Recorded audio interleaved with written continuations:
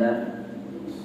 Alhamdulillahilladzi faddala bani Adam bil ilmi wal amal ala jami'il alam. Wassalatu wassalamu ala Muhammadin sayyidil a'radi wal ajam wa ala alihi wa sahbihi yanahi'il ulumi wal hikam. Amma ba'd. Pertama-tama marilah senantiasa saya memuja dan memuji Allah Subhanahu wa taala yang mana oleh Allah telah berikan kita berbagai macam rahmat dan nikmat, sehingga dengan kudrah dan iradahnya lah kita pada roh yang berbahagianya telah dapat berkumpul guna untuk melaksanakan ibadah yang berupa salat Jumat secara berjamaah. Selanjutnya, marilah semoga senantiasa oleh Allah Subhanahu wa taala melimpah curahkan rahmat dan salam kepada nabiyina wa habibina wa syafi'ina wa zuhrina wa maulana Muhammad sallallahu alaihi wasallam. Rahmat dan salam semoga Allah curahkan pula kepada keluarga, kerabat dan sahabat sekalian. Selanjutnya, penghormatan ulun tuan yang pertama sekali kepada murid yang bersama yaitu abadi. Penghormatan kamu selanjutnya kepada abi ibu masjid selaku murid yang bersama. Selanjutnya, penghormatan kamu kepada seluruh PKM masjid beserta seluruh jajarannya, kepada urusi kamu seluruh sidang jamaah Jumat yang dirahmati Allah. Dalam kesempatan yang singkatnya,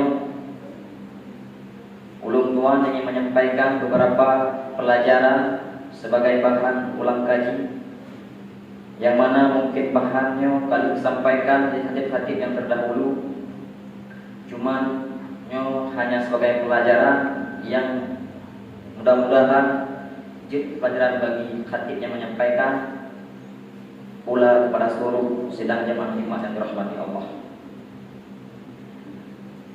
Sidang jamaah Jumat yang dirahmati Allah, manusia sebagaimana yang disebutkan dalam Al-Quran, laqad khalaqnal insana fi ahsani taqwim. Manusia diciptakan oleh Allah Subhanahu wa taala dalam bentuk yang terbaik, dalam bentuk yang sebaik-baiknya, bentuk tubuh yang indah, beda dengan makhluk-makhluk Allah yang lain. Manusia diciptakan dengan segala sesuatu yang dikaruniai kepada malaikat, segala sesuatu yang dikaruniai kepada hewan binatang, juga dikaruniai segala sesuatu yang diberikan kepada setan. Manusia diberi oleh Allah akal pikiran, manusia pun diberi oleh Allah syahwat. Begitu pula manusia diberi yang namanya hawa nafsu. Maka manusia yang pintar mengolah akalnya, maka manusia tersebut bisa menjadi seperti malaikat yang tunduk patuh kepada Allah Subhanahu wa taala. Begitu pula jika manusia hanya tunduk pada syahwatnya, maka manusianya hanya cukup beda dengan binatang. Manusia hanya ikut turut atau turut, karena yang imam adalah syahwat. Begitu pula apabila manusianya yang ikut turut adalah hawa nafsu, maka yang lahir pada manusianya adalah sifat membangkang kepada Allah. Yang ketip pu yang riuh dan yang ketip tinggal pu yang dilarang. Maka sebagai manusia terbaik, manusia makhluk yang terbaik, Allah Ta'ala pun mengkaruniai permata yang berharga yang Allah simpan dalam tubuh manusia. Sebagaimana Rasulullah bersabda, arba'atu jawahira fi jismi bani Adam. Nah, permata yang berharga yang Allah letakkan dalam jisim manusia, dalam badan manusia. Yuzaduha arba'atu asya, yang putbah perkaranya dapat hancur binasa pula dengan putpoh penyakit yang lain. Amal jawahir pula sekali tadi. Pula dengan putpoh permata berharganya, yang pertama al-aql, akal. Yang kedua ad-dinu, agama. Yang kedua al-haya'u, rasa malu. Yang keempat amalus salih, amal salih. Yang kelima putpoh permata yang Allah berikan kepada manusia. Yang pertama adalah akal. Akal sekaya-kaya tanya manusia di dalam dunia, menye hana akal, nyo hana guna atau itu. Akal adalah alat untuk berdanyo tapahami agama. Akal dengan sakaun beda. Akal diberikan oleh Allah Ta'ala kepada seluruh manusia yang tingkatan sama. Yang beda di pak sakaun, pak cerdasnya. Akal sama melu, yang beda pak cerdas. Maka di ulama diibaratkan cerdasnya, zakaunnya lagi so. Nah buso ini jika tak alim, jika tak asah langsung tajam. Buso cerdas. Nah buso hek dalin-dalin, hek dasar baru tajam. Buso agak lambat kecil. Nah buso hek dalin-dalin, hek dapili, capek-capek, hek tajam. Buso idiot. Maka akalnya sama madu. Jadi Allah Ta'ala yang beda aku zakatnya. Yang beda aku cerdas. Maka akalnya adalah alat untuk memahami agama. Alihnya akalnya dipegang oleh ulama adalah permata rohani yang Allah berikan di dalam tubuh manusia, yang tugas akal adalah untuk mengetahui tek yang jauh, tek yang hadap. Maka akalnya adalah permata pertama yang Allah berikan kepada manusia, permata yang sangat berharga. Hadirin sedang jemaah Jumat yang dirahmati Allah. Yang kedua agama. Agama adalah permata kedua yang Allah berikan kepada daya manusia, permata yang sangat berharga. Putra dengan agama, agamanya adalah rambu-rambu. Agama adalah rambu-rambu yang menentukan tek lampu merah, tek lampu hijau. Maka akal dengan agama nyo ini saling sinkron. Punya akal yang sehat nyo dapat memahami agama secara benar. Punya akal yang hana sehat nyo agama haiduri dan betul. Maka agama adalah aturan ataupun rambu-rambu yang Allah siapkan pada manusia-manusia yang dapat memahami akalnya untuk menuju kebahagiaan yang sebenarnya, untuk menuju ke tujuan yang sebenarnya, yaitu hasanah fid dunya wa hasanah fil akhirah. Maka apabila Nawawi yang menyampaikan bahwa agamanya adalah penghambat kemajuan, maka sungguh guru yang sampaikannya hanya mufhum hakikat kemajuan. Padahal hakikat kemajuan adalah hasanah fid dunya dan hasanah fil akhirah. Bahagia tanya udit dalam dunia pun bahagia tanya udit Allah akhirat kelak. Yang kedua al-haya'u, rasa pemalu. Rasa pemalunya adalah pengendali. Itu permata yang kedua yang paling berharga oleh Allah Ta'ala lebih kepada manusia, yaitu rasa malu. Rasa malunya ini sebagai pengendali. Yang kedua amalus saleh. Amalus saleh, amal kebajikan, amal kebaikan yang dipahami oleh akal yang memahami agama, yang dikendalikan oleh rasa malu, maka lahirlah amal saleh. Hadirin sedang jemaah Jumat yang dirahmati Allah. Malengon iman nyonya bersatu. Lagi yang disampaikan oleh Rasulullah, al-haya'u wal imanu fi qarnain. Iman dan malainya menyatu. Wa in talahu tabang wasa kadat malaik karena iman. Maka tadu kualitas iman seseorang menyoba rasa malaik. Alirnya malaiknya bagi dua. Yang pertama malai nafsiyun. Malai nafsiyunnya ini yaitu malai yang nampak seluruh manusia. Seluruh manusia na malai nafsiyun. Lagi contoh malai danyo bertelanjang di depanmu. Nyo bukan malai nafsiyun. Nyo lu rasa mandum manusia na dan malai nyo. Man punya malai nyo yang kana nyo cukup hadiris. Maka butuh akal yang sehat untuk memahami agama supaya lahirlah rasa malu.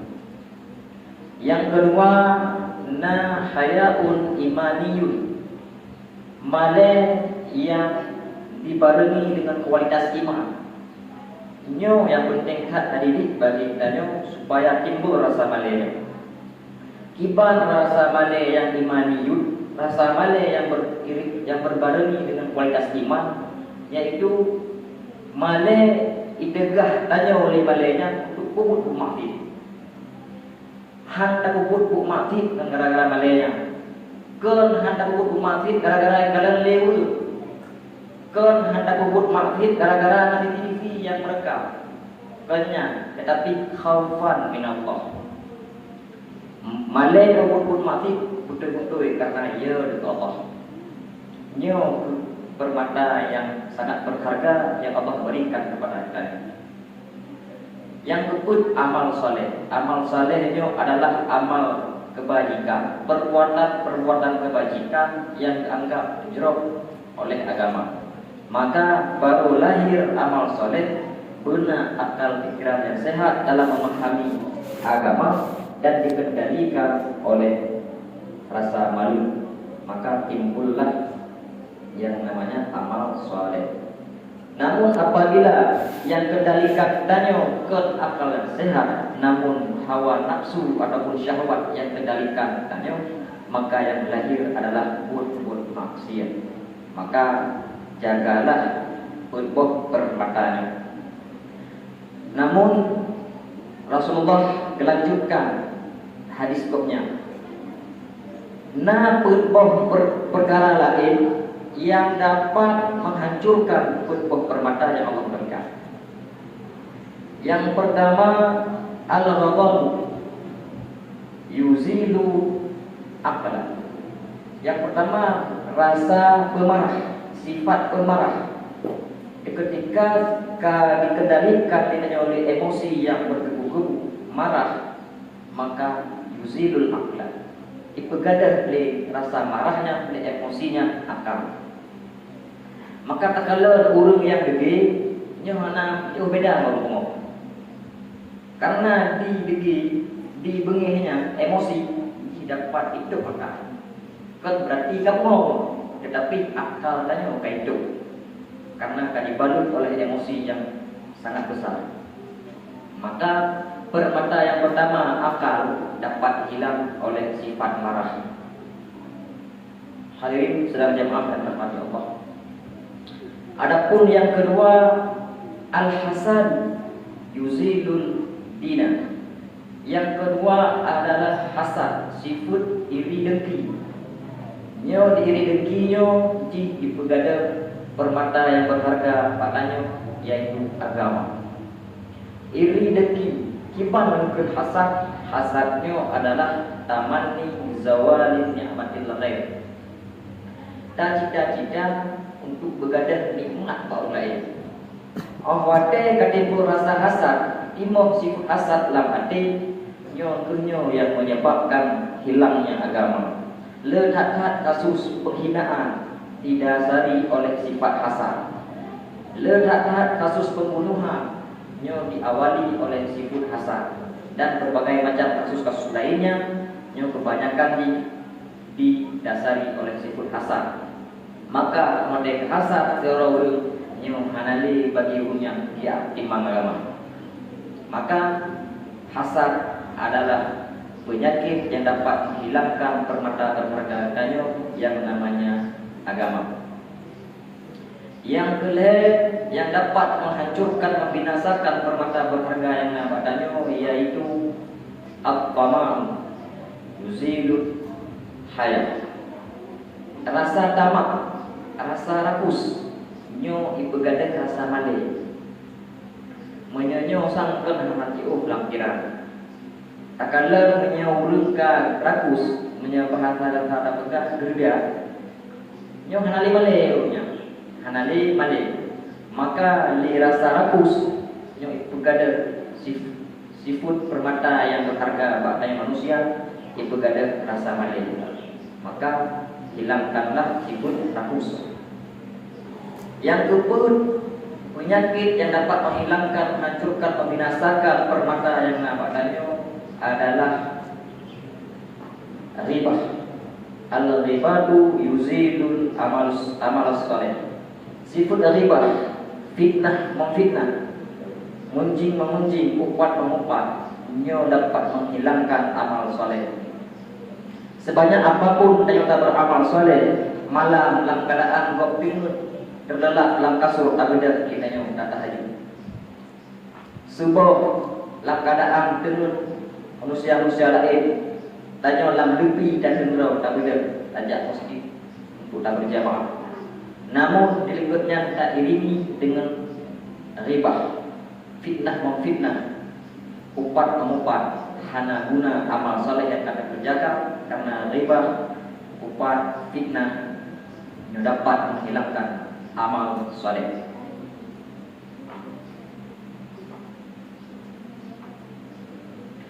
Maka oleh karenanya berhati-hatilah dalam bersikap, dalam siraulah, supaya permata berharga yang Allah berikan kepadanya akan bertahan sampai tadi tayangnya dan akan ada selama-lama.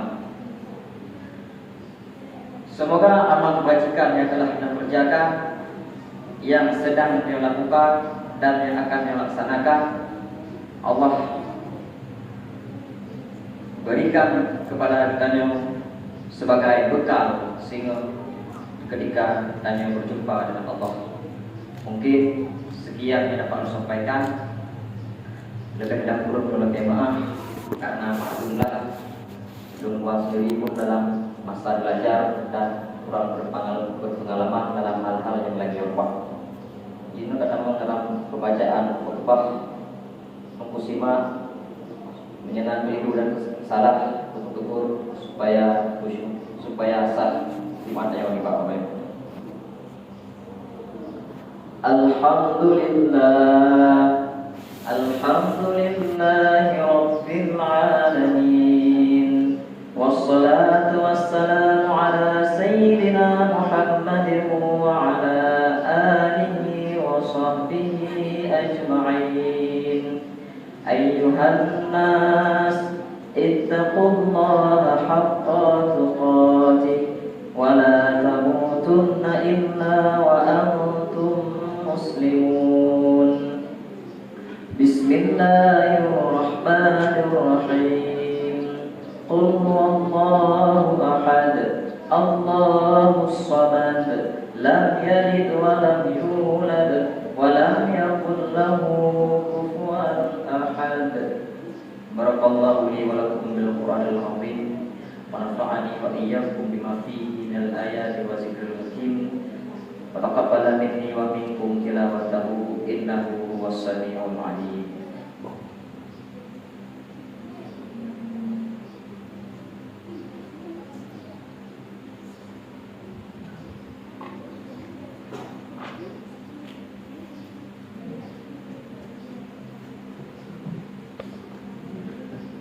Alhamdulillahi Rabbil Alamin. Wassalatu wassalamu ala Sayyidina Muhammadin wa ala alihi wa sahbihi ajma'in. Ayyuhan nas ittaqullaha haqqa tuqatih wa la tamutunna إلا وأنتم مسلمون. بسم الله الرحمن الرحيم. والذين آمنوا وعملوا الصالحات أولئك أصحاب الجنة هم فيها خالدون. اللهم اغفر للمسلمين والمسلمات والمؤمنين والمؤمنات الأحياء منهم والأموات برحمتك يا أرحم الراحمين. ربنا آتنا في الدنيا حسنة وفي الآخرة حسنة وقنا عذاب النار. ولذكر الله أكبر والله يعلم ما تصنعون.